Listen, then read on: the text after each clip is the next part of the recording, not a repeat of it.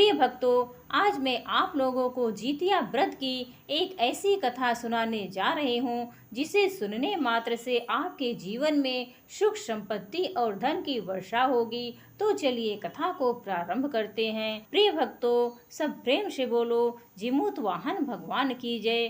जीमूत वाहन के नाम पर ही जीवित पुत्र का व्रत का नाम पड़ा है। पुत्र की रक्षा के लिए किया जाने वाला व्रत जीवित पुत्रिका या जितिया का विशेष महत्व है। इस दिन माताएं अपनी संतान की रक्षा और कुशलता के लिए निर्जला व्रत करती हैं। इस व्रत की शुरुआत सप्तमी से नहाय खाए के साथ हो जाती है और नवमी को पारण के साथ इसका समापन होता है। धार्मिक कथाओं के मुताबिक बताया जाता है, एक विशाल पाकड़ के पेड़ पर एक चील रहती थी। उसी पेड़ के नीचे एक शियार भी रहती थी। दोनों पक्की सहेलियां थी। दोनों ने कुछ महिलाओं को देखकर जितिया व्रत का संकल्प किया और भगवान श्री जीमूत वाहन की पूजा और व्रत करने का प्रण ले लिया। लेकिन जिस दिन दोनों को व्रत रखना था उसी दिन शहर के एक बड़े व्यापारी की मृत्यु हो गई और उसके दाह संस्कार में शियार को भूख लगने लगी। मुर्दा देखकर वे खुद को रोक न सकी और उनका व्रत टूट गया। पर चील ने स्वयं पर नियंत्रण रखा और नियम व श्रद्धा से अगले दिन व्रत का पारण किया। अगले जन्म में दोनों सहेलियों ने ब्राह्मण परिवार में पुत्री के रूप में जन्म लिया। उनके पिता का नाम था भास्कर। चील बड़ी बहन बनी और शियार छोटी बहन के रूप में जन्मी। चील का नाम शीलावती रखा गया। शीलावती की शादी बुद्धिसेन के साथ हुई, जबकि शियार का नाम कपूरावती रखा गया और उसकी शादी उसी नगर के राजा मालकेतु से हुई। भगवान जीमूत वाहन के आशीर्वाद से शीलावती के 7 बेटे हुए, पर कपूरावती के सभी बच्चे जन्म लेते ही मर जाते थे। कुछ समय बाद शीलावती के 7 पुत्र बड़े हो गए और वे सभी राजा के दरबार में काम करने लगे। कपूरावती के मन में उन्हें देखकर ईर्ष्या की भावना आ गई। उसने राजा से कहकर सभी बेटों के सर कटवा दिए। उन्हें 7 नए बर्तन मंगवाकर उसमें रख दिया गया और लाल कपड़े से ढककर शीलावती के पास भिजवा दिया गया। यह देखकर भगवान जीमूत वाहन ने मिट्टी से 7 भाइयों के सर बनाए और सभी के सरों को उसके धड़ से जोड़कर उस पर अमृत छिड़क दिया। इससे उनमें जान आ गई। 7 युवक जिंदा हो गए और घर लौट आए। जो कटे सर रानी ने भेजे थे वे फल बन गए। दूसरी ओर रानी कपूरावती बुद्धिसेन के घर से सूचना पाने को व्याकुल थी। जब काफी देर तक सूचना नहीं आई तो कपूरावती स्वयं बड़ी बहन के घर गई। वहां सबको जिंदा देखकर वे सन्न रह गई। जब उसे होश आया तो बहन को उसने सारी बात बताई। अब उसे अपनी गलती पर पछतावा हो रहा था। भगवान जीमूत वाहन की कृपा से शीलावती को पूर्व जन्म की बातें याद आ गई। वे कपूरावती को लेकर उसी पाकड़ के पेड़ के पास गई और उसे सारी बातें बताई। कपूरावती बेहोश हो गई और मर गई। जब राजा को इसकी खबर मिली तो उन्होंने उसी जगह पर जाकर पाकड़ के पेड़ के नीचे कपूरावती का दाह संस्कार कर दिया। कहा जाता है, एक बार जंगल में चील और शियार घूम रहे थे। तभी उन्होंने मनुष्य जाति को इस व्रत को विधि पूर्वक करते देखा एवं कथा भी सुनी। उसमें चील ने इस व्रत को बहुत ही श्रद्धा के साथ ध्यान पूर्वक देखा। वही लोमड़ी का ध्यान इस ओर बहुत कम था। चील ने कथा में बताए नियम अनुसार निर्जल उपवास किया, जबकि शियार ने मांस खा लिया। चील की संतानों को कभी कोई हानि नहीं पहुंची, लेकिन लोमड़ी की संतान जीवित नहीं बच पाए। इसीलिए बर्फ में चील और शियार का बार बार जिक्र आता है और पहले और तीसरे दिन खाना पहले इन्हें ही खिलाया जाता है। अगली कथा के अनुसार गंधर्व के राजकुमार का नाम जीमूत वाहन था। वे बड़े उदार और परोपकारी थे। जीमूत वाहन के पिता ने वृद्ध अवस्था में वानप्रस्थ आश्रम में जाते समय इनको राज सिंहासन पर बैठाया, किंतु इनका मन राजपाट में नहीं लगता था। वे राज्य का भार अपने भाइयों पर छोड़कर स्वयं वन में पिता की सेवा करने के लिए चले गए। वन में ही जीमूत वाहन को मलव नामक राजकन्या से भेंट हुई और उन दोनों में प्रेम हो गया। एक दिन जब वह वन में भ्रमण करते हुए जीमूत वाहन काफी आगे चले गए, तब उन्हें एक वृद्धा विलाप करती हुई दिखी। पूछने पर वृद्धा ने रोते हुए बताया कि मैं नागवंश की स्त्री हूँ, मुझे एक ही पुत्र है। पक्षीराज गरुड़ के कोप से मुक्ति दिलाने के लिए नागों ने यह व्यवस्था की है कि वे गरुड़ को प्रतिदिन भक्षण हेतु एक युवा नाग सौंपेंगे। आज मेरे पुत्र शंखचूड़ की बलि का दिन है। आज मेरे पुत्र के जीवन का संकट है और थोड़ी देर बाद ही मैं पुत्र विहीन हो जाऊंगी। एक स्त्री के लिए इससे बड़ा दुख क्या होगा कि उसके जीते जी उसका पुत्र ना रहे। जीमूतवाहन को यह कथा सुनकर बड़ा दुख हुआ। उन्होंने उस वृद्धा को आश्वस्त करते हुए कहा, डरो मत, मैं तुम्हारे पुत्र के प्राणों की रक्षा करूंगा। आज उसके स्थान पर स्वयं मैं अपने आप को उसके लाल कपड़े में ढककर वधशिला पर लेट जाऊंगा ताकि गरुड़ मुझे खा जाए पर तुम्हारा पुत्र बच जाए।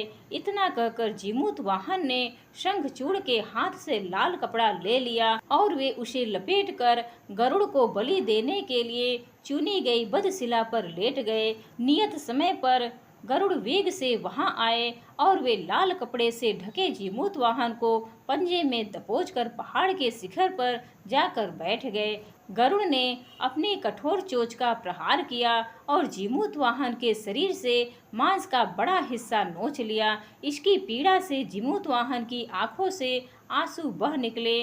वे दर्द से कराहने लगे। अपने पंजों में जकड़े प्राणी की आंखों से आंसू और मुंह से कराह सुनकर गरुड़ बड़े आश्चर्य में पड़ गए, क्योंकि ऐसा पहले कभी नहीं हुआ था।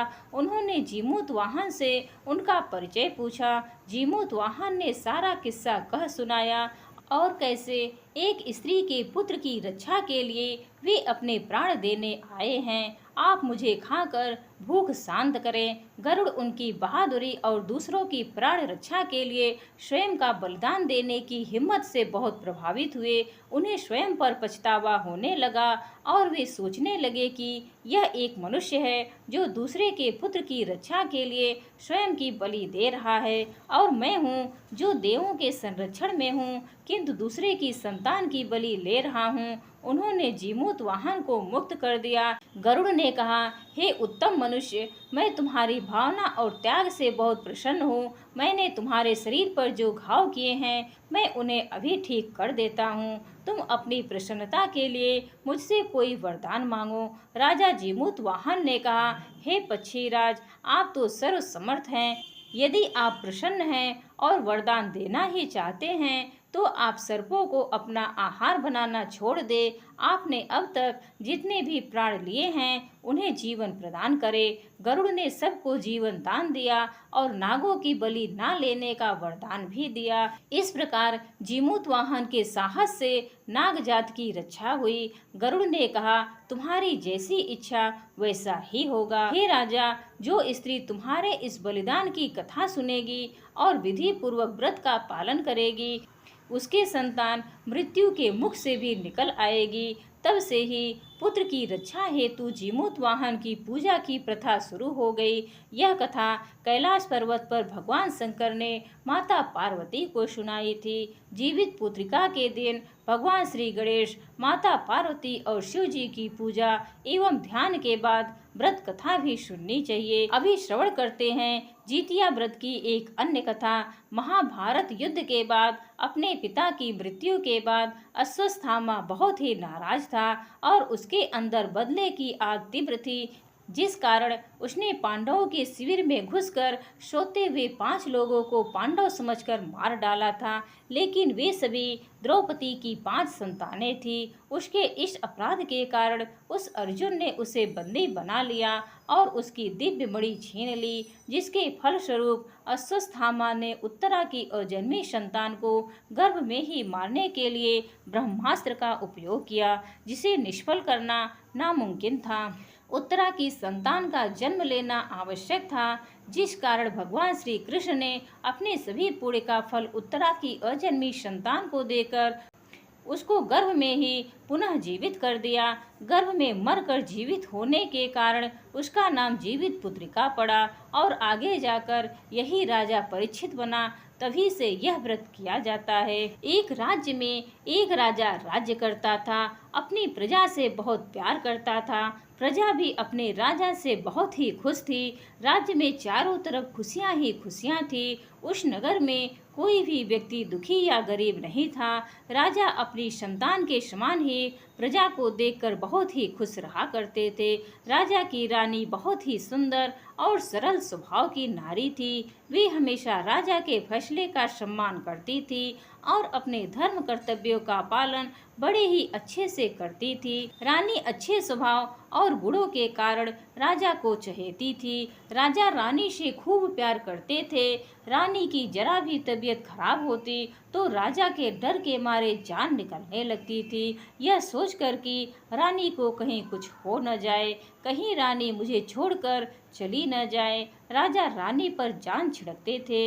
ऐसा करते करते समय बीत रहा था। एक दिन की बात है, रानी साहिबा को उल्टियाँ आने लगी। जब राजा को इस बात का पता चला तो राजा घबरा गए और जल्दी से रानी के कक्ष में आए तो देखा कि रानी पलंग पर लेटी थी। उनका चेहरा मुरझाया हुआ था तो देखकर राजा को बड़ी चिंता हुई। उन्होंने तुरंत ही वैद्य जी को बुलवाया। वैद्य जी ने आकर रानी की नब्ज देखी तो राजा वैद्य जी के मुंह की ओर ताक रहे थे। राजा का चेहरा एक साधारण मनुष्य की बात, उनमें राजा का कोई भाव नहीं था। चिंतित हुए राजा सोच रहे थे कि पता नहीं वैद्य जी क्या कहेंगे, रानी को ऐसा क्या हो गया है जिससे उनका चेहरा एकदम से मुरझा गया है। तो वैद्य जी ने नब्ज देखकर मुस्कुराते हुए राजा से बोले कि हे राजन, यह तो बड़ी खुशी की बात है। तो राजा हैरान होकर कहने लगे कि वैद्य जी, आप यह क्या कह रहे हैं? रानी का उदास चेहरा तो देखो, आप कह रहे हो कि खुशी की बात है।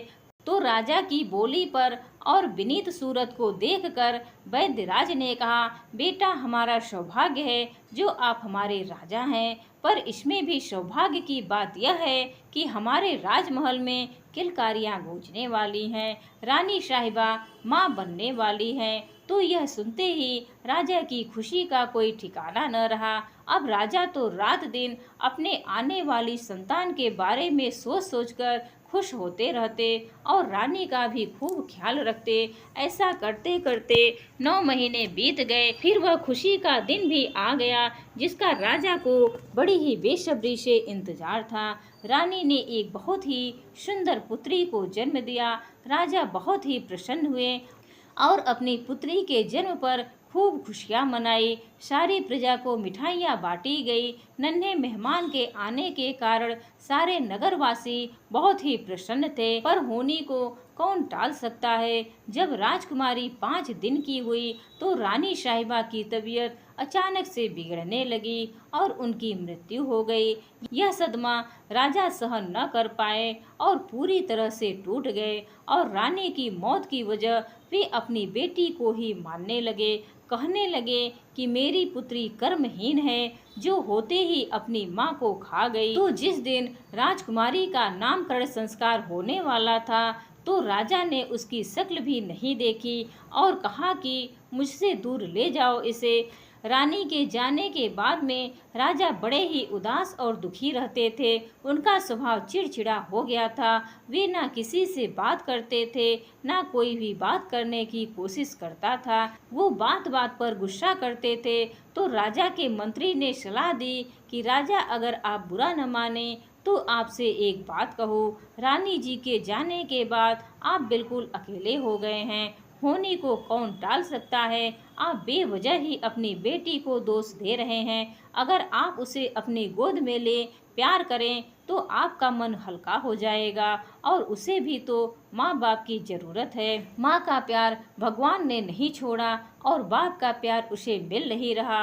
मेरी बात मानो, सारी बातें भूल जाओ और राजकुमारी को एक बार देखो तो वह कितनी सुंदर है। पर राजा तो उसे नज़र भर देखना भी नहीं चाहते थे।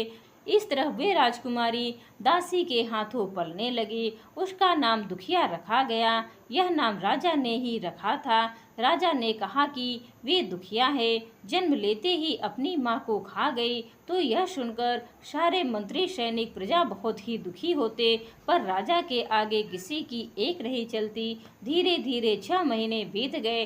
राजा ने दूसरी शादी कर ली। अब दूसरी रानी भी गर्भवती हो गई। 9 महीने बाद उसने भी एक सुंदर कन्या को जन्म दिया। तो राजा उस कन्या से बहुत ही खुश थे। अच्छे से नामकरण संस्कार किया गया। वे अपनी छोटी बेटी को बहुत ही ज्यादा प्यार करते थे। उसका नाम सुखिया रखा गया। सुखिया को माँ बाप का प्यार मिल रहा था और दुखिया दासी के हाथों पल रही थी। इसी तरह समय बीता। समय के साथ दोनों बेटियां बड़ी हो गई।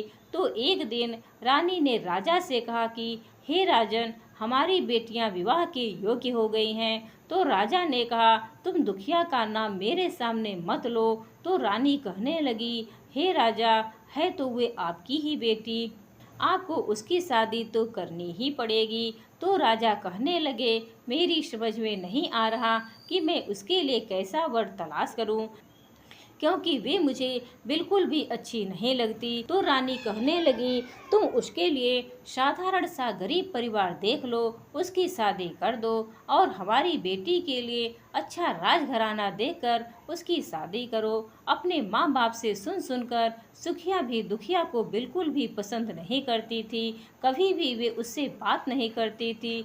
तो राजा ने मंत्री को बुलाकर कहा कि तुम जाओ, सुखिया और दुखिया के लिए रिश्ता देखकर आना। दुखिया के लिए साधारण सा रिश्ता देखना, जहाँ पर वे कभी सुखी ना रहे, और सुखिया के लिए अच्छे राजघराने में देख कर आना। तो यह सुनकर मंत्री को बहुत ही दुख हुआ, क्योंकि वह मंत्री दुखिया को अपनी बेटी की तरह मानता था और वे उसी की देखरेख में बड़ी हो रही थी। लेकिन राजा के सामने किसका जोर था। तो ब्राह्मण को लेकर मंत्री रिश्ता खोजने के लिए चला गया। चलते चलते वे दूर एक गांव में पहुंचे। गांव के किनारे एक झोपड़ी बनी हुई थी। उस झोपड़ी के बाहर एक बैठी हुई बूढ़ी अम्मा अपने बालों में कंघी कर रही थी। तो उसे देखकर वे दोनों उसके पास गए। प्रणाम करके कहने लगे कि हे बुढ़िया माई, आपके परिवार में कौन कौन है। तो वह कहने लगी, बेटा, मेरे परिवार में तो मैं और मेरा बेटा 2 लोग ही हैं। तो मंत्री ने कहा कि आपका बेटा क्या काम करता है। तो वे बोली, मेहनत मजदूरी करके अपना पेट पालता है। मेरा बेटा मजदूरी करने के लिए जाता है और शाम को जितना रुपया लेकर आता है उससे ज़्यादा नशा करने में उड़ा देता है। मुझसे जो कुछ भी होता है वह सब मैं कर लेती हूँ। इसी तरह हमारा गुजारा चलता है। तो यह सोचकर ब्राह्मण और मंत्री एक दूसरे की ओर देखने लगे। मंत्री ने कहा कि यही ठीक रहेगा, जैसा राजा ने कहा है उस हिसाब से यही रिश्ता दुखिया के लिए सही है। उनकी गरीबी देखकर मंत्री को दुख तो बहुत हुआ, लेकिन राजा के आदेश के आगे कोई कर ही क्या सकता था। तो वे बुढ़िया पूछने लगी कि आप लोग किस काम से यहाँ पर आए हैं। तो मंत्री ने कहा, हे बुढ़िया माई, हम तो राजा की बेटी का रिश्ता लेकर आए हैं। आपके बेटे के साथ राजा की बेटी का विवाह करेंगे। तो यह सुनकर बुढ़िया कहने लगी, मैं तो पहले से ही बहुत दुखी हूँ, इस तरह मजाक बनाकर मुझे और ज़्यादा क्यों दुखी कर रहे हो। तो मंत्री ने कहा, ऐसी कोई बात नहीं है, हम सच कह रहे हैं, तुम्हारे बेटे के साथ राजा की बड़ी बेटी की सगाई करेंगे। तो वे कहने लगी कि तुमने यहाँ पर ऐसा क्या देखा जो मेरे बेटे के साथ राजा की बेटी की शादी करोगे। तो मंत्री ने कहा, हे बूढ़ी माई, जैसा तुम सोच रही हो वैसा कुछ भी नहीं है। वे कहने को तो राजा की बेटी है, लेकिन उसे राजा का प्यार बिल्कुल भी नहीं मिल रहा है। राजा उसे अपशगुनी मानते हैं और उसका चेहरा अब तक उन्होंने देखा नहीं है। उसकी बदकिस्मती यह है कि उसके जन्म लेते ही कुछ दिनों बाद उसकी माता की मृत्यु हो गई। तो राजा का सारा लाड़ प्यार दुख में तब्दील हो गया और तभी से वे दुखियारी हो गई। राजा तो बस उसकी शादी करना चाहते हैं, शादी के नाम पर सिर्फ उसका विवाह करना है। कोई गरीब सा घर देखकर हमें रिश्ता करने के लिए भेजा है, तो हम चाहते हैं कि राजा की आज्ञा के अनुसार तुम्हारे बेटे के साथ दुखिया का रिश्ता तय कर दें। आपसे हमारी हाथ जोड़कर विनती है कि उसे कभी भी बचपन में माँ बाप का प्यार नहीं मिला। आप उसे बेटी बनाकर रखना, क्योंकि वह बहुत ही सुंदर और संस्कारी लड़की है।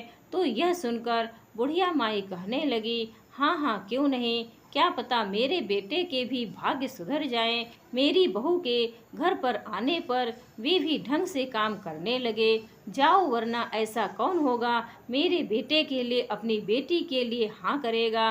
तो इस तरह मंत्री और पंडित ने दुखनी का रिश्ता वहाँ पर तय कर दिया और फिर आगे चल पड़े। चलते चलते दूसरे राज्य में पहुँचे। वहाँ जाकर राजा के राजकुमार के साथ सुखिया का रिश्ता तय कर आए। फिर दोनों अपने राज्य पर लौट आए। आकर राजा को सारी बात बताई तो राजा ने शुभ मुहूर्त निकलवाकर एक ही मुहूर्त में सुखिया और दुखिया दोनों का विवाह कर दिया। दुखिया को दान दहेज में कुछ भी नहीं दिया और सुखिया को खूब दान दहेज देकर पूरे ठाट से विदा किया। तो इस तरह सुखिया और दुखिया अपनी अपनी ससुराल चली गई। दुखिया ने ससुराल में जाकर देखा तो वहाँ पर कुछ भी नहीं था।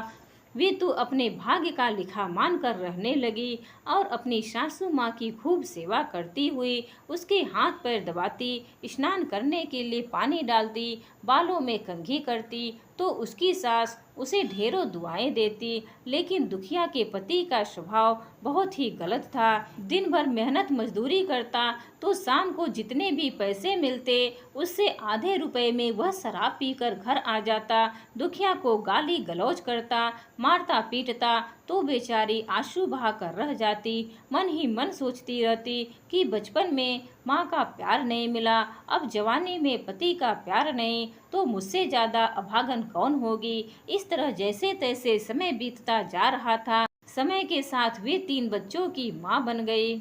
अब घर का खर्चा भी बढ़ गया। जितना उनका पति कमा कर लाता उससे घर का गुजारा भी नहीं होता था और ऊपर से रोजाना घर में लड़ाई झगड़े मारपीट होती रहती, क्योंकि दुखिया के पति का स्वभाव बिल्कुल वैसा का वैसा ही था। तो दुखिया को देख देखकर उसकी सास बहुत ही परेशान रहती थी और सोचती कि राजा के घर में जन्म लेकर भी आज यह बेचारी कितने दुखों का सामना कर रही है।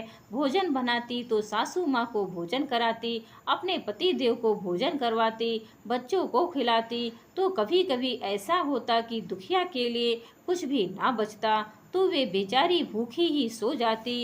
एक दिन वे अपनी सास से कहने लगी कि माँ आपकी आज्ञा हो तो मैं कोई काम करने लग जाऊं। तो उसकी सास ने कहा, नहीं बेटा, तू राजघराने की है, किसी के घर काम करेगी तो ये अच्छा नहीं लगेगा। तो वे बोली, माँ काम करने में कोई बुराई नहीं होती, मैं थोड़ा बहुत हाथ बटा दूंगी तो जिससे हमारा घर का खर्चा भी अच्छे से चल जाएगा। अपनी सास की आज्ञा लेकर वे अड़ोस पड़ोस के घरों में काम पर लग गई। सबके घर में झाड़ू पोछा करती, बर्तन साफ करती, कपड़े धोती। हर किसी के घर में कुछ ना कुछ मिल ही जाता।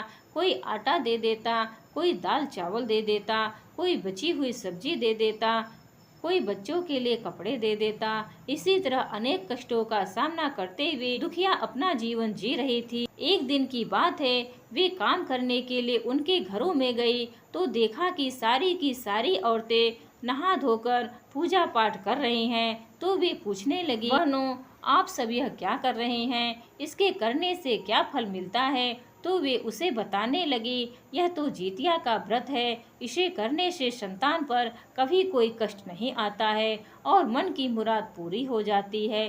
तो वे सोचने लगी, इस व्रत को मैं भी करूंगी, क्योंकि मेरा तो धन मेरे बच्चे हैं और अगर वे सही सलामत रहेंगे तो मैं हमेशा खुश रहूंगी। यह सोचकर उसने व्रत की सारी विधि जानकर जितिया माता के व्रत रखने शुरू कर दिए। तो जितिया माता की कृपा से उसका काम भी अच्छा चलता और घर पर खाने पीने के लिए ढंग से मिल जाता। उसका पति भी अब उसे कम परेशान करने लगा। इसी तरह उसका जीवन चल रहा था।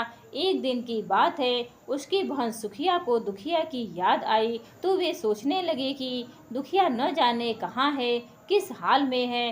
गरीब घर में ब्याही थी, सुख भोगने के लिए उसके पास है ही क्या। मुझे उसके घर जाकर देखना चाहिए, अगर ज़्यादा दुखी हो तो मेरे यहाँ पर काम पर रख लूँगी। वैसे भी मुझे उससे सेवा करवाने की आदत है। अगर वे मेरे आगे नौकरानी बनकर काम करेगी तो मुझे बहुत ज़्यादा सुकून मिलेगा।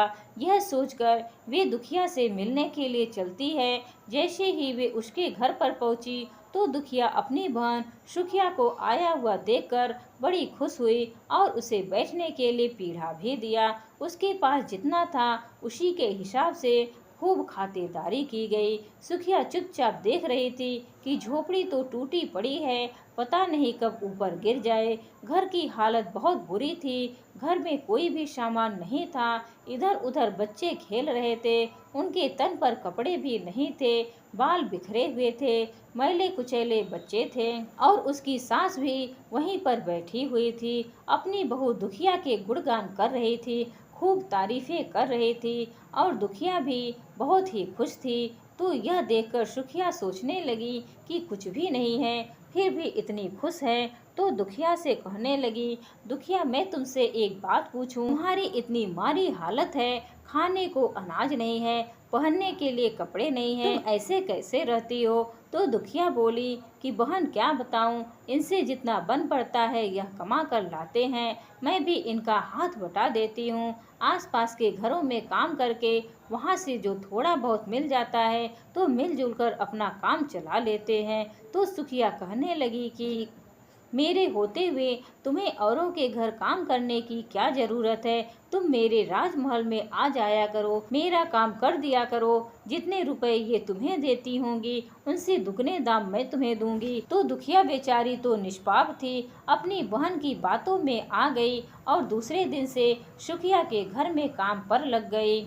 सारा दिन वे उससे काम करवाती। उसे इस तरह काम करता हुआ देखकर सुखिया को बड़ा ही मजा आता। तो सारा दिन काम करवा के शाम को जाते समय बचा हुआ भोजन दे देती थी। तो राजघराने में भोजन बनता था, इसलिए खूब स्वादिष्ट होता था। तो उसके बच्चे भी बड़े मजे से ले लेकर खाते थे और कहते थे, माँ अच्छा हुआ जो आप मौसी के यहाँ काम करने लगी हो, अच्छा अच्छा खाने पीने को मिलता है। तो अपने बच्चों को खुश देखकर दुखिया भी बहुत खुश रहती थी। इसी तरह समय बीतता जा रहा था। ऐसा करते करते एक दिन जितिया का व्रत आया। तो उसने व्रत रखा और अपने बच्चों से कहा कि मैं तुम्हारी मौसी के यहाँ काम पर जा रही हूँ। तो बच्चे बड़े ही खुश हुए और बोले कि माँ आज जितिया का व्रत है, आज तो मौसी ने 36 प्रकार के भोजन बनाए होंगे, खूब सारे लेकर आना, पेट भर कर खाएंगे।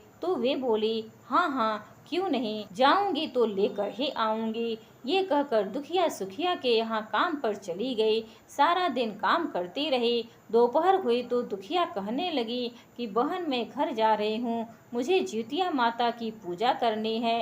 अब तुम ऐसा करो, बच्चों के लिए भोजन दे दो। तो सुखिया ने कहा, पागल हो गई हो, ऐसी बातें कर रही हो, आज तुम्हें भोजन नहीं मिलेगा, जल्दी जल्दी काम निपटाओ और जाओ यहाँ से।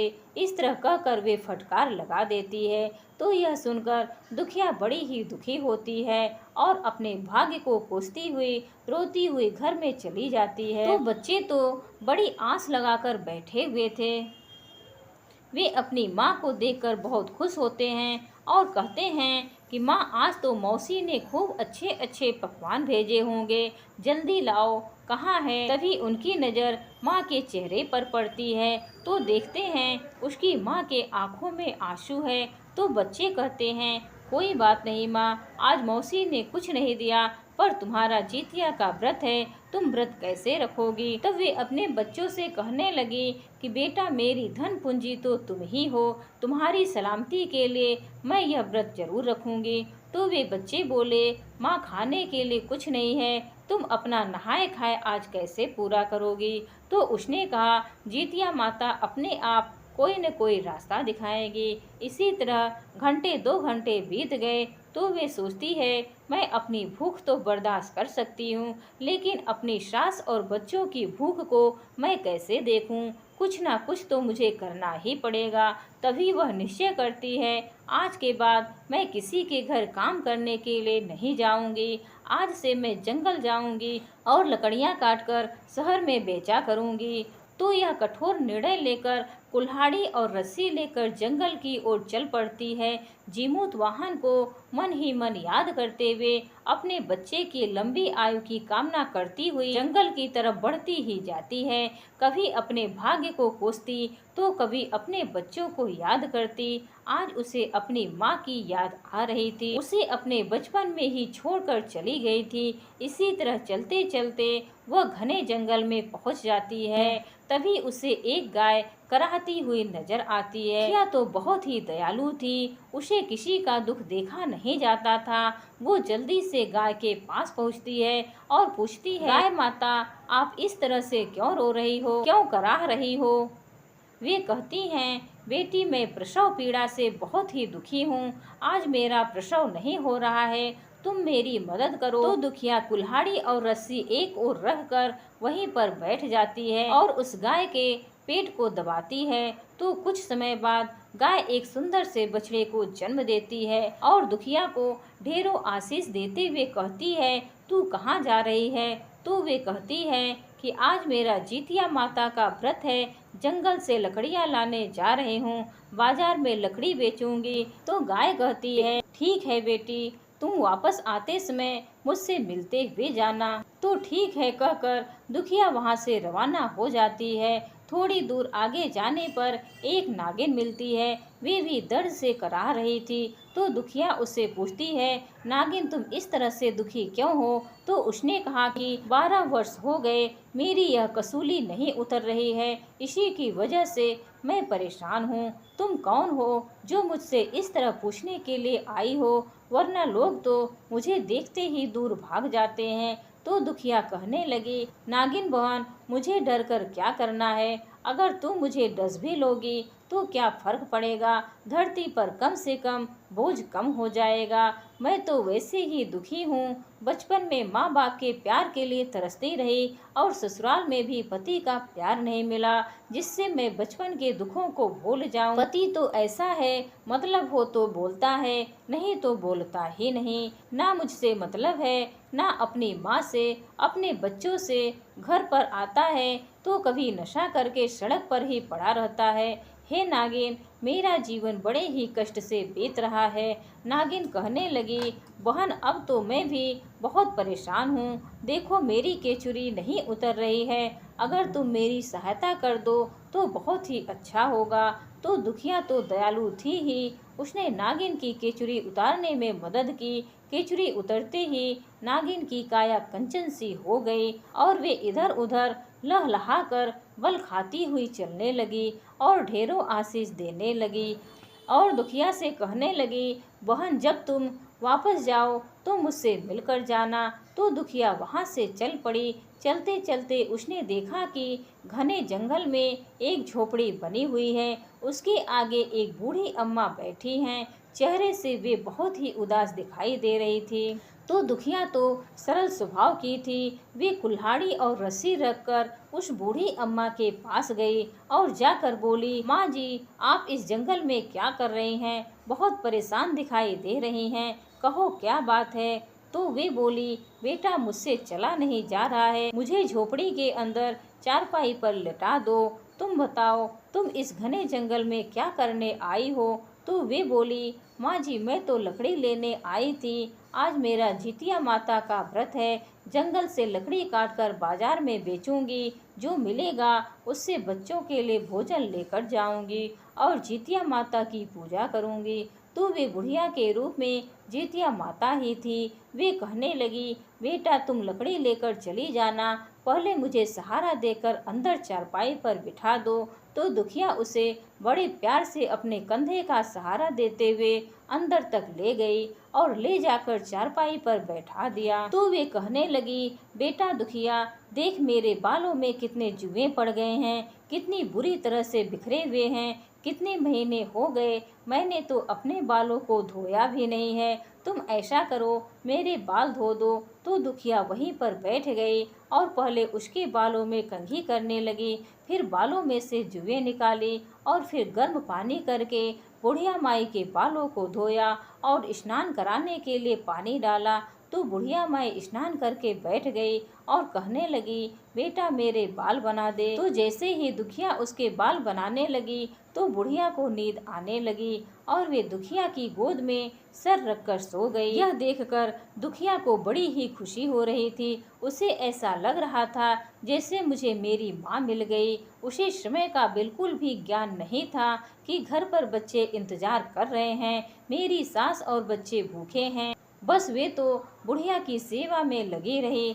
थोड़ी देर बाद जब बुढ़िया की आंखें खुली तो उसने कहा, बेटा दुखनी, तू अभी तक यहीं पर बैठी है, तेरे बच्चे घर पर भूखे होंगे, तेरी राह देख रहे होंगे। तो वे कहने लगी, कोई बात नहीं माँ जी, आपको नींद आ गई थी इसीलिए मैं छोड़कर नहीं गई, सूरज छिपने को था। तो बूढ़ी अम्मा कहने लगी, बेटा अब तुम कब लकड़ियाँ काटोगी, कब बाजार में बेचोगी, कब अपना नहाई खाई पूरा करोगी, कब अपने बच्चों को भोजन कराओगी।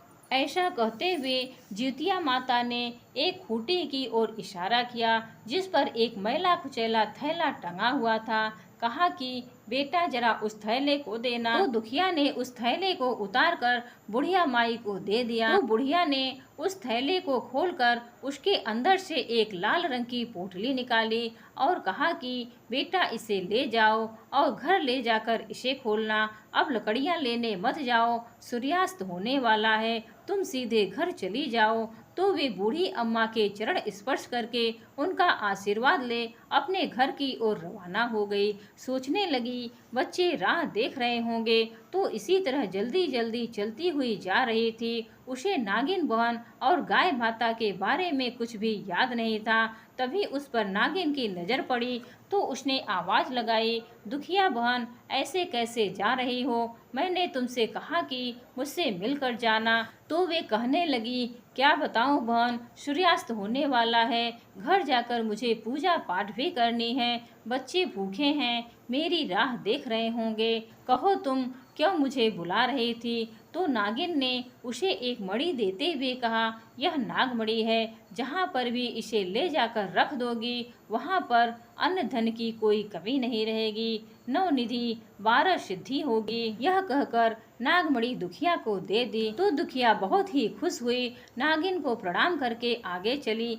चलते चलते रास्ते में गाय माता मिली। तो गाय ने कहा, अरे दुखिया अकेली ही घर जाओगी, हमें भी साथ ले चल, मेरा दूध निकालकर अपने बच्चे को पिलाना और बचा हुआ दूध बेचकर अपना घर का खर्च चलाना। तो यह सुनकर वे बहुत ही खुश हुए और कहा, हाँ हाँ गाय माता, जरूर मेरे साथ चलो। तो तीनों वहाँ से चल पड़े। तो आगे आगे दुखिया चली, उसके पीछे गाय और उसका बछड़ा चल पड़े। बहुत ही सुंदर सफ़ेद रंग की गाय थी, सफ़ेद रंग का बछड़ा। जैसे ही दुखिया घर पहुँची तो उसे देखते ही उसकी सास ने कहा, बेटा दुखिया दिन भर कहाँ थी, तेरा आज नहाए खाए था, तुम कब नहाओगी और कब पूजा पाठ करोगी, कब खाओगी, पूरा दिन भूखी प्यासी कहाँ फिर रही थी। तो दुखिया कहने लगी, नहीं माँ जी, मुझे तो पता ही नहीं चला मैंने कुछ खाया भी है या नहीं।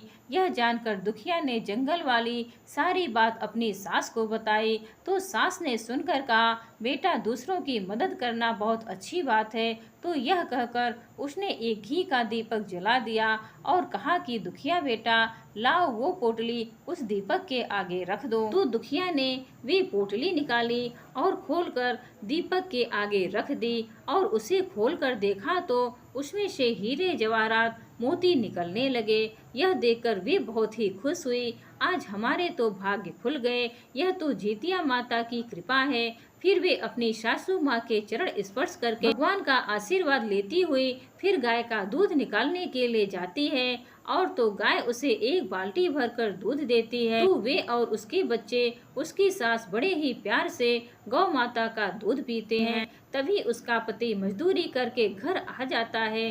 तो घर में इतनी रौनक देखकर वे पूछता है, यह गाय और इतना सारा धन कहाँ से आया। तो दुखिया ने जितिया माता व्रत के बारे में अपने पति को बताती है। तो उसके पति का मन एकदम से बदल जाता है और वे कहता है, दुखनी मुझे माफ़ कर दो, मुझसे गलती हो गई, जो मैं तुम्हें इस तरह से परेशान करता था, तुम तो साक्षात लक्ष्मी हो, पर यह बात मेरी समझ में कभी नहीं आई। तुम तो पीछे ही दुखी थी और यहाँ आकर मैंने तेरे दुख को और भी बढ़ा दिया। यह कहते हुए दुखिया से माफ़ी मांगने लगता है। दुखिया कहती है, जो हुआ सो हुआ, उसके बारे में सोचने से अब क्या फ़ायदा। मुझे आपसे कोई शिकायत नहीं है। अब तुम ऐसा करो, थोड़ा सा धन ले लो और बाजार जाओ, बच्चों के लिए कपड़े मिठाई लेकर आओ और खाना बनाने के लिए सब्जियां और आटा ले आना। मेरा व्रत है, जितिया माता के व्रत की सामग्री और पूजा पाठ का सारा सामान लेकर आना। तो वे बड़ी खुशी से बाजार जाकर जितना दुखिया ने बताया था वे सारा सामान लेकर आया और साथ में दुखिया के लिए एक लाल रंग की बहुत ही सुंदर साड़ी खरीद कर लाया, जिसे देखकर दुखिया बहुत ही प्रसन्न हुई और फिर उस साड़ी को पहनकर जितिया माता की पूजा अर्चना की, उसका धन्यवाद किया। अब जितिया माता के व्रत के प्रभाव से वे तो सुखी और संपन्न हो गई। दूसरे दिन उधर सुखिया इंतजार कर रही थी कि दुखिया काम पर नहीं आई। क्या बात है, आई क्यों नहीं? या मैंने डांट फटकार लगाई थी, उसी की वजह से किसी और के घर जाकर तो काम करने नहीं लगी।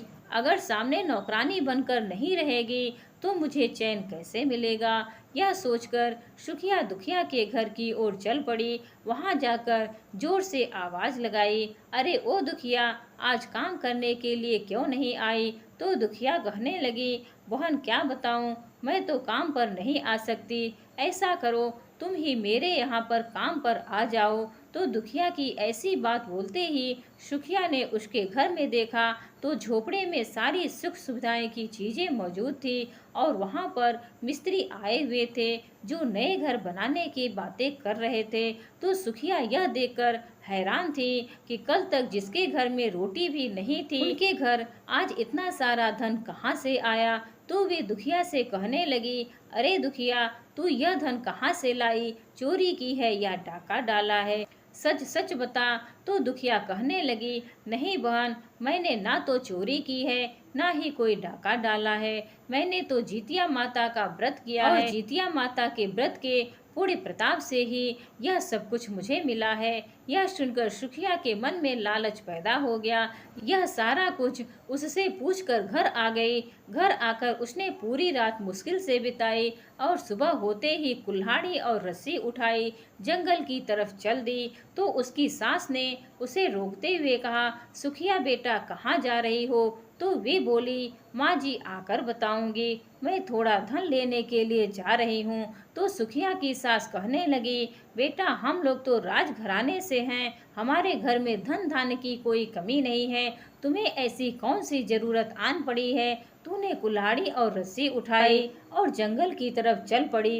वे कहने लगी, माँ जी आकर बताऊंगी, मुझे जाने दो। तो वह जल्दी जल्दी जंगल की ओर चल पड़ी। जैसे ही वे जंगल के बीचों बीच पहुंची तो एक गाय प्रसव के लिए पीड़ा से कराह रही थी। उसे दिखाई दिया तो सुखिया उसके पास से गुजरने लगी। तो उसने आवाज लगाई, बेटा तुम कौन हो और कहाँ जा रही हो? आज मेरा प्रसव होने वाला है, मैं बहुत परेशान हूँ, मेरी थोड़ी मदद कर दो। तो गाय की बात सुनकर सुखिया कहने लगी, तुम कैसी बातें कर रहे हो? मैं तुम्हें कोई दासी दिखाई देती हूँ जो तुम्हारी मदद करूँगी? मैं एक राजरानी हूँ, मैं रानी हूँ, तुमने क्या मुझे नौकरानी समझ रखा है? इस तरह फटकार लगाती हुई आगे चल पड़ी। चलते चलते कुछ दूरी पर उसे वही नागिन दिखाई दी जो दर्द से कराह रही थी और बेचैन होकर अपना फन धरती पर जोर जोर से मार रही थी। तो सुखिया उसके पास से गुजरने लगी। उसने कहा कि बहन तुम कौन हो? मेरी मदद करो, मेरी केचुरी नहीं उतर रही है जिसकी वजह से मैं बहुत परेशान हूँ। अगर तुम मेरी मदद करोगी तो मैं तुम्हारा एहसान कभी नहीं भूलूंगी। तो सुखिया पहले तो डर जाती है, फिर कहती है, तुम क्या सोचती हो मैं तुम्हारी मदद करूंगी और तुम मुझे डस लो, मुझे सब पता है। यह कहकर वे एक पत्थर उठाकर नागिन पर फेंक देती है और आगे चल पड़ती है। आगे चलते चलते उसे एक टूटी फूटी झोपड़ी दिखाई देती है। उसके आगे बूढ़ी अम्मा बैठी हैं और वे उदास दिखाई दे रही हैं। सुखिया को देखते ही वे आवाज लगाती हैं, बेटी तुम कौन हो और इस घने जंगल में क्या कर रही हो? तुम मेरी मदद करो, मुझे यहाँ से उठाकर मेरी झोपड़ी के अंदर बैठा दो। मेरे हाथ पाँव में दर्द है, थोड़ी दबा दो। और देखो मेरे बाल कितने उलझे हुए हैं, मैं तो न जाने कितने दिन से नहाई भी नहीं हूँ। तो मुझे स्नान करा दो और मेरे सर की सारी जुएं निकाल दो। यह सब सुनकर सुखिया को गुस्सा आ जाता है और वह कहती है, मैं तुम्हें कोई दासी दिखाई देती हूँ जो तुम इस तरह से मुझे काम पे काम बता रही हो? मैं तो इस घने जंगल में उस बुढ़िया को देखने आई हूँ जिसने मेरी बहन को धनवान बना दिया है। यह कहते हुए उसकी नज़र झोपड़ी पर टंगी हुई एक थैले पर पड़ती है। वह थैला बिल्कुल वैसा ही था जैसा दुखिया ने बताया था। तो उसने झट से उस थैले को उतार लिया और बुढ़िया से कहने लगी कि अम्मा, मुझे ये थैला चाहिए, मैं इसी को लेने के लिए आई थी। और जो काम तुम बता रही हो ये मेरे बस का नहीं है, क्योंकि मेरे पास तो खुद के आगे हजारों नौकर दासियां रहती हैं, तुम और किसी से करवा लेना। ये कहकर वे थैला लेकर वहाँ से चल पड़ती हैं।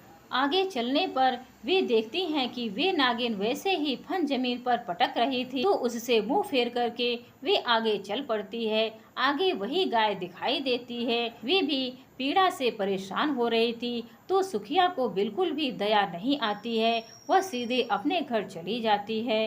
घर आते ही अपनी सास को कहती है, देखो सासू माँ, आज मैं क्या लेकर आई हूँ। आज हमारे राजकोष में धन बढ़ जाएगा और मैं दुखिया से अधिक धनवान हो जाऊंगी। देखो तो सही मैं क्या लेकर आई हूँ। तो उसकी बात सुनकर सुखिया की सास अपने माथे पर हाथ मार कर कहती है, कैसी बहू मिली है, संस्कार के नाम की कोई चीज नहीं है इसमें। घर में इतना सारा धन है फिर भी इसके धन की भूख नहीं गई। दुखिया से आगे निकलने की होड़ में वे तो बेचारी बचपन से ही दुखी थी, अब थोड़ा बहुत धन हो गया उसी से इसको जलन होने लगी। तो सुखिया जल्दी जल्दी अपनी दासियों से गोबर का चौका लगाकर दीपक लगाओ, क्योंकि वे खुद तो कुछ करती नहीं थी, सारा काम नौकरों से करवाती थी। तो दासी ने गाय के गोबर का चौका लगाया और ऊपर घी का दीपक जला दिया।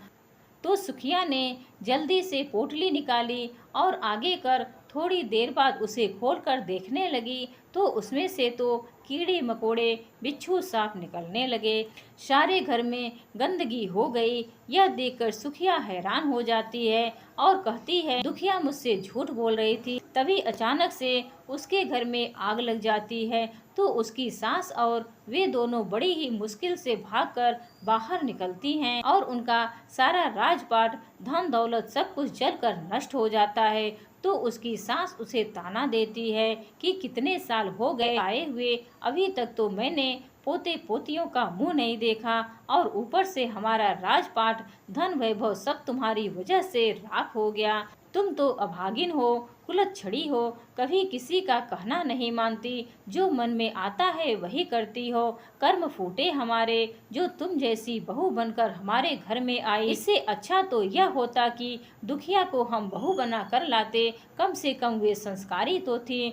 तुम में तो संस्कार नाम की कोई चीज ही नहीं है। अपनी सास के वचन सुनकर सुखिया को दुखिया पर गुस्सा आने लगा। वह सोचने लगी, जरूर दुखिया ने ही कुछ किया है, उसने मेरे साथ छल किया है और मेरे सारे धन सम्मान का नष्ट कर दिया है। कुछ ना कहने वाली सास ने आज न जाने मुझे कौन कौन सी बातें कह दी। यह सब दुखिया की वजह से हुआ है। तो वे जल्दी से गुस्से में दुखिया के घर की ओर चल दी और वहां जाकर जोर से आवाज लगाई कि दुखनी, तुमने मुझसे झूठ क्यों बोला, तुमने मेरे साथ छल क्यों किया, तेरी वजह से आज हमारा सारा धन जलकर राख हो गया। मैं तुम्हारी राजा से शिकायत लगवाऊंगी। तुम मुझे सच सच बताओ कि कौन से जादू टोने करती हो। यह सब सुनकर दुखिया तो बेचारी बहुत ही दुखी हुई और मन ही मन जीतिया माता को याद करने लगी। हे माँ, अब आप ही मुझे इस मुसीबत से बचाओ। आप तो जानती हैं कि मैंने ऐसा कुछ भी नहीं किया, पर मेरी बात को कौन मानेगा। मैं क्या सबूत पेश करूंगी, मेरे पास तो कोई भी नहीं। इस तरह वे डर कर ज्योतिया माता से विनती करने लगती है तो ज्योतिया माता उसी समय वहां प्रकट हो जाती है और कहने लगती है, दुखिया तुम्हें दुखी होने की कोई ज़रूरत नहीं। तुम बहुत सीधी सादी हो और सच्चे मन से मेरे व्रत करती हो और गरीब की असहाय की मदद करती हो। तुम तो ममता की मूरत हो। तुमने श्रद्धा भाव से सभी की सेवा की है और बदले में कोई भी उम्मीद नहीं रखी है, इसीलिए मैंने तुम्हें सब कुछ दिया है। और तुम्हारी बहन सुखिया जो धन के लोभ में गई थी, वहां जाकर इसने गाय की मदद नहीं की, ना ही नागिन की मदद की, और आगे बुढ़िया माई बैठी थी, ना ही उनकी मदद की। ये तो सिर्फ धन के लोभ में गई थी। जो धन का लोभ करके जाता है उसके साथ तो ऐसा ही होता है। बुढ़िया माई सुखनी से कहती हैं, तेरे मन में तो कपट है, धन के लिए तू कुछ भी कर सकती है, पर मैं तो उसी की मदद करती हूँ जो दूसरों की मदद करता है, सच्चे मन से व्रत रखता है, पूजा पाठ करता है, गरीब और असहाय लोगों की मदद करता है, तो उस पर जितिया माता हमेशा प्रसन्न होती हैं। तो सुखिया देखती है ये तो वही बुढ़िया माई हैं जो उसे जंगल में मिली थी। तो सुखिया हाथ जोड़कर जितिया माता से माफ़ी मांगने लगती है, लेकिन माँ उसे माफ़ करने से इनकार कर देती हैं।